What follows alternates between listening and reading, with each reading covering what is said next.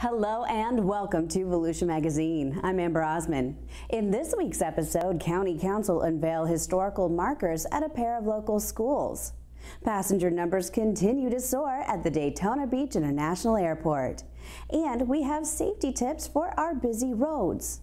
Later on in the program, Joanne Magley sits down with Jay Cassens, Director of Business Development at the Daytona Beach International Airport. Those segments and more coming right up on Volusia Magazine. I hope you stay tuned.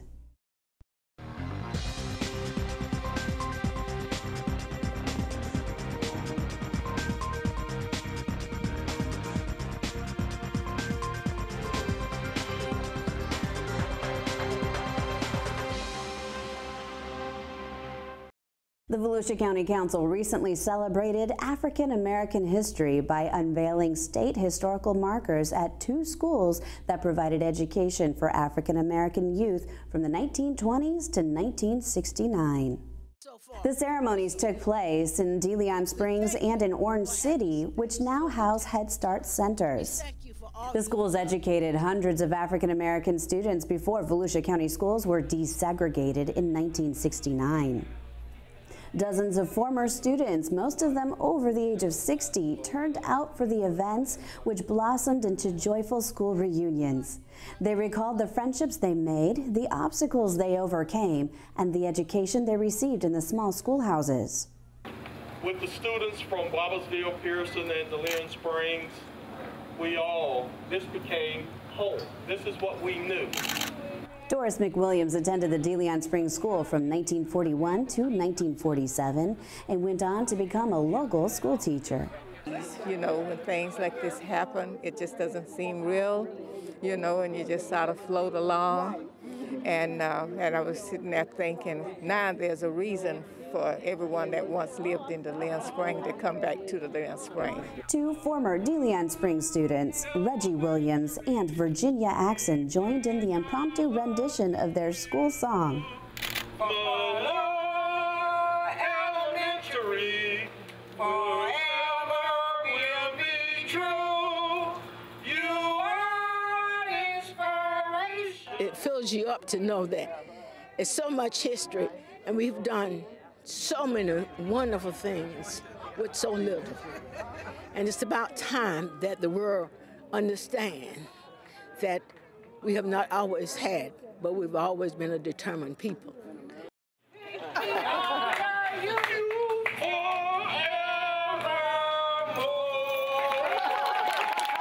Both of the schools were funded by the Board of Public Instruction of Volusia County, local donations, and Julius Rosenwald, a Jewish businessman and executive with Sears, Roebuck and Company.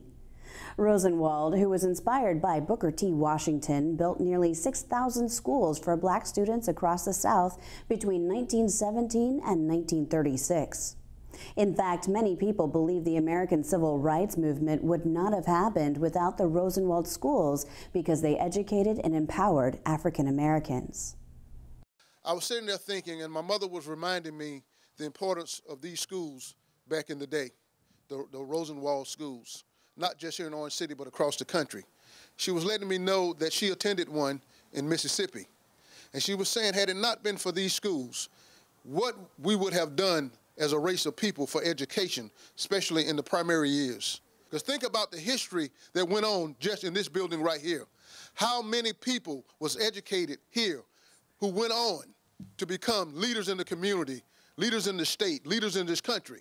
So, you know, we may be thinking we're sitting here in a little city called Orange City, but really, when you look at the big picture, this is a big deal because think about all around this country, had we not had schools like this to educate our people. Both of the schools are listed on the National Register of Historic Places. Thanks to the efforts of Volusia County's Historical Preservation Officer, Julie Schofield, they received the Florida Historical Markers to honor their historical and cultural significance. This means to me that we've come full circle in recognizing the value of quality education for all children.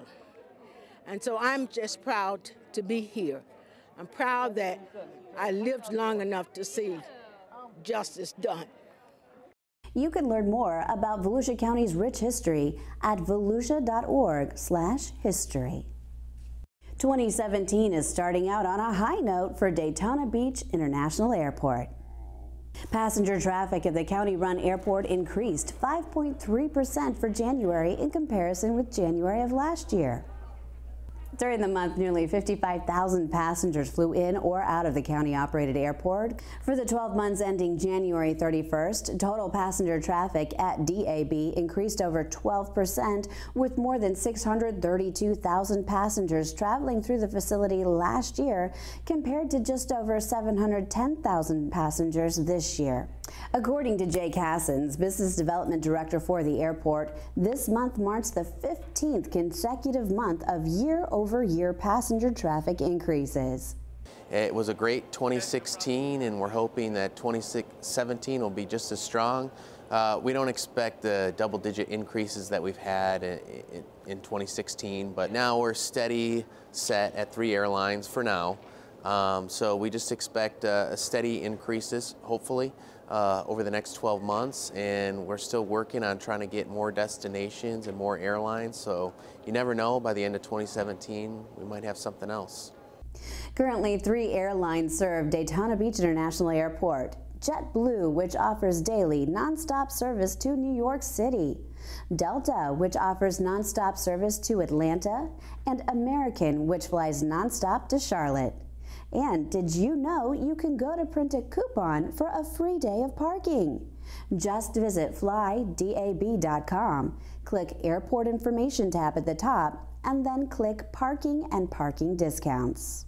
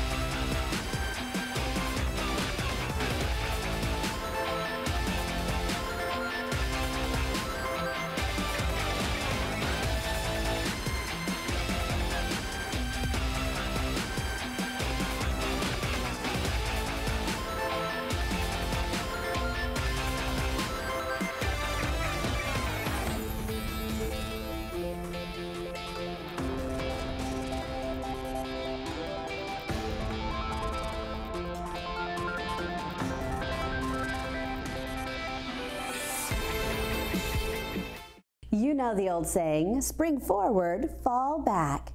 It reminds us to turn our clocks ahead in the spring and back in the fall. This year, daylight saving time resumes Sunday, March 12th. This is also the day when Volusia County's lawn watering schedule changes. Residents may water their lawns twice a week until standard time resumes in November. However, you don't have to irrigate that much in a lot of cases. If we get enough rain, or if the weather's cooler, you don't need the 2 days. So I would just encourage people to watch the weather and irrigate as little as possible, because water is one of our most precious resources here in the county. And it's kind of a unknown fact that over half of the water in Volusia County is used on lawns, which is kind of a shame because we really need it for drinking water.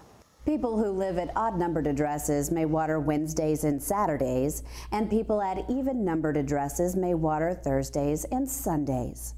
Businesses may irrigate on Tuesdays and Fridays. Each zone of your lawn may be watered for no more than 1 hour and 3/4 of an inch a day, whichever is less. Watering is not permitted between 10 a.m. and 4 p.m. The restrictions apply to all county residents, including those living within city limits. They also apply to all water sources, including private wells and pumps. The time change is also a reminder to change the batteries in your smoke alarms. Smoke alarms can save lives if they're functioning properly, but studies show that most smoke alarms don't work because of missing, dead, or disconnected batteries. According to the National Fire Protection Association, 2/3 of home fire deaths occur in homes without a working smoke alarm. Volusia County Fire Services offers free smoke alarms and even installation assistance to residents in unincorporated areas. To learn more about water conservation and fire prevention, you can visit volusia.org.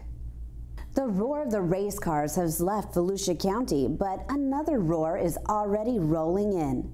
This year's Bike Week from March 10th to 19th is expected to attract tens of thousands of motorcyclists from around the nation. Along with the Sturgis Motorcycle Rally in South Dakota, Bike Week ranks among the biggest motorcycle events in the country.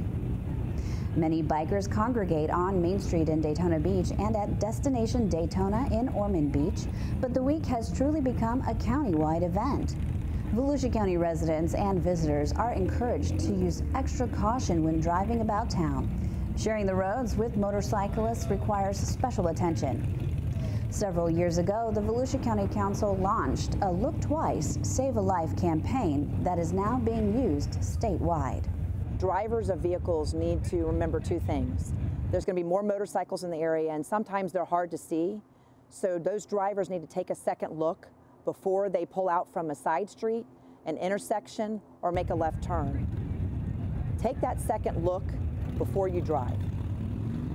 According to national and local statistics, about half of all motorcycle fatalities are caused by motorists, most often when a motorist turns left in front of a biker. Motorcycle accidents caused by bikers are usually related to impairment, speed, or inexperience. As motorcyclists come and enjoy the festivities for the next 2 weeks, we want them to have a good time, but a few safety tips to remember. Be seen. Make sure those headlights are on. Make sure you're wearing clothing that makes you visible. And don't rely on a driver to see you. Make eye contact with those drivers before you make any kind of movement so that they see you. Make sure you're at your game. Don't drink and ride. If you're going to drink, stay put. And then a lot of crashes we see in this area involve speed. Don't do anything that you normally wouldn't do. Have a safe time here. If everybody obeys the law, everybody should have a good time safely. Our short winter season is winding down, so this week on Solutions for Your Life, Joe Seward's UF-IFAS Extension Horticulture Agent presents planting spring vegetables.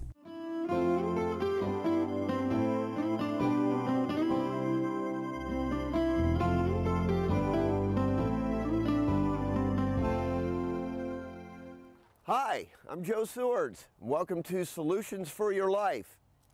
Here we are at the University of Florida Extension in Volusia County. We're going to talk about spring vegetable gardening, the edible landscape, and how that fits with Florida-friendly landscaping. Shim a little over there because this is low.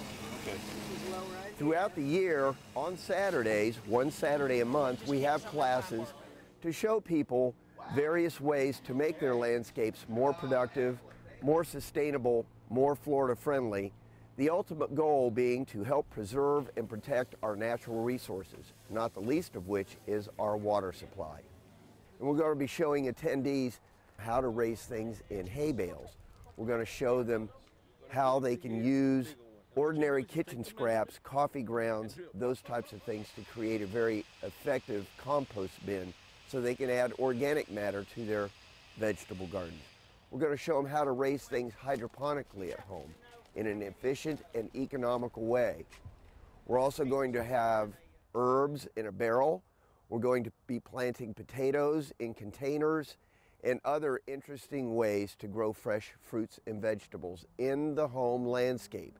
This doesn't have to be a formal vegetable garden necessarily. If you've got a home with property but you don't have good soil or poor drainage, we can show you how to create a vegetable garden that will be productive and not suffer from the problems of being too wet. If you live in an apartment or a condominium and you don't have a lot of space, we can show you ways of growing at least a portion of your edible crops at home, regardless of the amount of space you have. So adding that bit of productivity to the Florida-friendly landscape is the highest expression of Florida-friendly landscaping. Everybody is worried these days about sustainability, preserving and protecting our natural resources, saving energy. What better way of doing that by raising your own fresh fruits and vegetables? Simply by changing the plant material that you select. Instead of selecting bedding plants to plant around your shrubbery, why not select some attractive vegetable or leafy green plants? Instead of a crepe myrtle, how about planting a peach tree or a nectarine in your front yard or your backyard for that matter? Compost piles don't have to be ugly. They can be well contained, hidden from view, and be very effective in helping to recycle, which is one of the principles of Florida-friendly landscaping. So we have a new year here at the Extension Office in Volusia County. We've already had a class on growing potatoes in the home landscape. Throughout this year, we're going to have various topics, not only on vegetable gardening, but other ways to make your home landscape more sustainable, more productive, and more Florida-friendly. What could be prettier in the home landscape than a bed of vegetables just like this, with Swiss chard, kale, and Brussels sprouts? And those are the types of things that we hope to show you this year. For more information on the classes that we have here about gardening or the other educational opportunities we offer here at the County Extension Office, you can call us at area code 386-822-5778, or you can visit our website at volusia.org/extension. With solutions for your life, I'm Joe Swords. No day is ever the same at the Daytona Beach International Airport. And joining director Joanne Magley in the studio today is Jay Cassens, Business Development Director at Daytona Beach International Airport, to discuss the ups and downs of the business of air travel. Thanks, Amber. And thanks, Jay, for being with us today. We're going to talk about a very unique incident that recently happened at Daytona Beach International Airport. It was the emergency landing of an Air Berlin plane at our airport. It had 280 people on board. So I'm going to set the stage a little bit. This is the Saturday before the Daytona 500, so arguably one of the busiest tourist events in our area, not to mention the hundreds of media outlets that are in the area. So walk us through when the emergency call came in for this plane.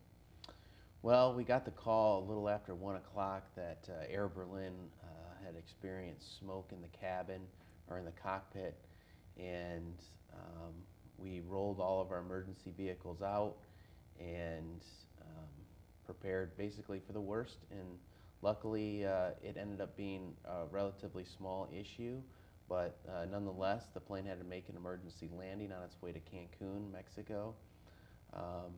At about 1:15 the passengers, the flight landed and the passengers had to deplane right away and be quarantined into customs because they were international passengers from Germany.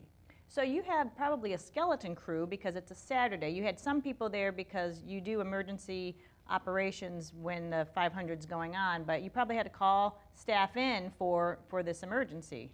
Actually, luckily, because it was the Daytona 500, we did have more than normal on staff that day, but a lot of us did have to come in, like myself.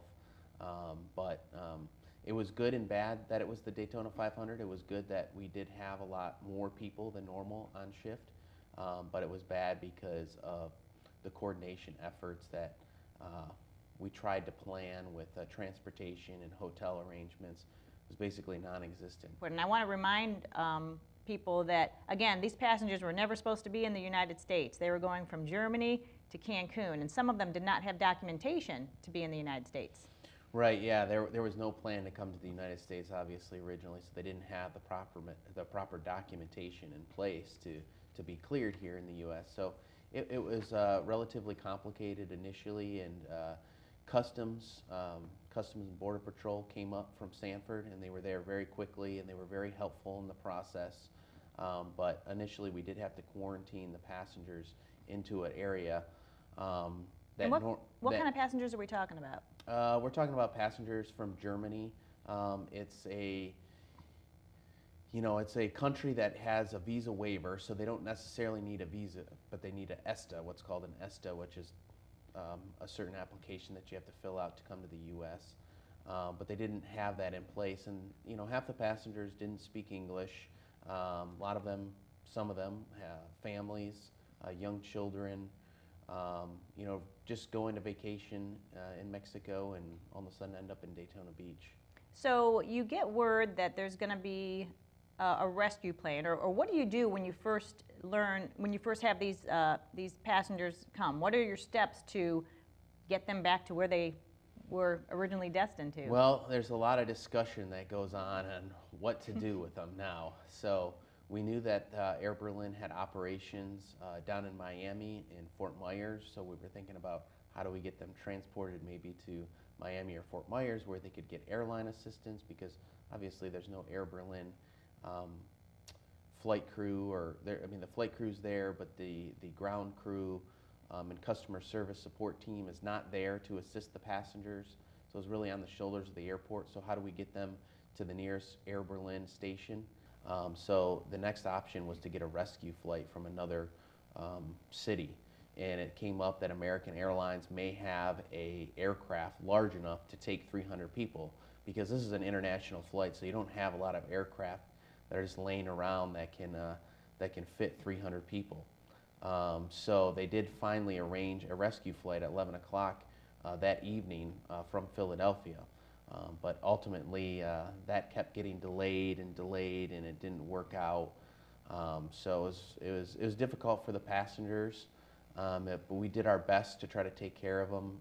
We were making multiple runs to get them pizza, Publix sandwiches, going to Babies R Us to try to take care of the families and the young infants. The Red Cross was amazing. They gave us a lot of support. They gave us blankets, toiletry kits, just to try to take care of the passengers and make them feel more at ease. So Saturday night comes around, you think you're getting this rescue plane around 10, it doesn't happen, you keep in communications, you realize overnight it's not going to happen. What was the mood of the passengers and the staff? And I know most of the staff didn't get any sleep because you're basically just working on this, relief incident. Well, the mood of the passengers was relatively good. It was surprising how positive they were and how appreciative they were of the county, the American Red Cross and Customs. They were very calm, but as the night grew longer, they had already been traveling 10 hours in the aircraft as it was, and then they come here, and now they're on the ground in a country that they're really not that familiar with. So they started to grow a little anxious, but still very calm most of the night. As we got into the second rescue flight, then the mood started to change and it became a little bit more difficult, but overall they were very, very calm. All right, so we go overnight, and then the morning comes, Sunday morning, the day of the 500. Walk us through what eventually happened for these passengers to eventually leave Daytona Beach. Yeah, so the first rescue flight from Philadelphia got canceled, I think, at roughly about 2 in the morning. And then there was no word of a second one coming. So there was a long period of time where we really didn't know what was going on. And we were in communication with Air Berlin and American Airlines to try to find out when a second rescue flight might be coming. And we were doing all we could to communicate with them and to communicate with the passengers. So there were a couple hours that it was really an unknown of when the passengers were going to get to leave and when the rescue flight was coming. But I think at about 5 in the morning, it was announced that a flight would be leaving Philadelphia at 7:30 in the morning on Sunday to come down here, and it takes about 2 hours roughly to get here from Philadelphia. But then that flight kept getting delayed and delayed. And another issue was the passengers didn't have access to their baggage, so they couldn't get access to their checked baggage because it's a very large aircraft. It's a wide-body aircraft, and we don't have the equipment to unload that. Because here those in planes Daytona. don't land here. Yeah, we don't service those aircraft here, those large international aircraft, so we didn't have the equipment. So, again, we were doing all we could to try to take care of the passengers during this time. And when the flight kept getting delayed in the morning, they kept getting more anxious, and it became challenging, but overall, the team has prepared for this. The team drills for emergency situations, and we just stayed positive and continued to work with the passengers and try to communicate with them and provide them everything we could. They drank a lot of coffee and ate a lot of food too. They ate very well while they were here in America. So overall, it was really good. Finally, the rescue flight did come, I think it landed about 12:30 that day. Yeah, and we have a great picture of the rescue flight coming in with the Air Berlin in the background, and then a few moments later, just a skywriter is somewhere in the sky. Yeah, just by coincidence, you know, they wrote "love" above the Air Berlin flight, which was really interesting because the airport staff just showed a lot of love that day. We were trying to show a lot of love. You know, we were not only representing, you know, the county and the airport, but I think America at that point, and the passengers overall.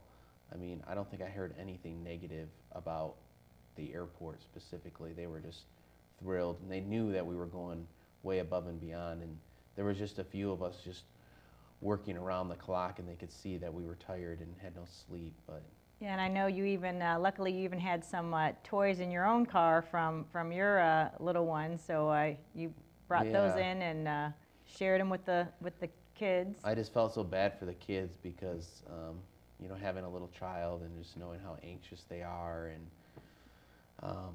you know, needing something to do and not having access to your baggage, I just tried to do what I could to provide the kids with something to keep them busy. Well, you know, customer service is one of the key things that our airport and, you know, the county stresses, and you really all just put it in play and made a great showing for Volusia County and, as you said, for America. So yeah, I mean, it was amazing the way the team came together. I think there was a lot of airport team members that were disappointed that we didn't call them to come in and work the flight, because we always thought that the solution was around the corner, so we didn't think that we had to call in our full complement of staff. Right. We thought the rescue flight was coming, and then, you know, it kept getting delayed and delayed and delayed. So there was, you know, just a few of us out there doing what we could. Again, we're so thankful that everything ended up positive, which, you know, could have been a much different situation when you have an emergency landing, but it all ended up working out good, and they're so lucky that they ended up landing at Daytona Beach with our staff. Yeah, they did eventually get their bags too. You know, they departed Daytona Beach at about 1:30 on Sunday, and then they were worried because the American Airlines flight didn't include their checked luggage because it was still on the Air Berlin flight. But the Air Berlin crew came in that night, Sunday night, and flew the aircraft to Cancun, so they eventually got reunited with their bags. All right. Well, again, planning is the key, and you were well prepared for this emergency. So Jay Cassens, Director of Business Development for Daytona Beach International Airport, thanks for sharing that incredible story. No problem. Thank you, Joanne. Amber, back to you. Thanks, Joanne, and thank you for watching Volusia Magazine. If you have any questions about the show, you can feel free to give us a call at any of the numbers you see listed here, or you can log on to volusia.org and click on the News tab at the top of the screen to find us. And we hope you won't forget to listen to Volusia Today. That's Volusia County Government's weekly public radio broadcast. Volusia Today airs every Tuesday, Wednesday, and Sunday mornings on the local radio stations you see on your screen. For Volusia Magazine, I'm Amber Osmond. Have a wonderful evening.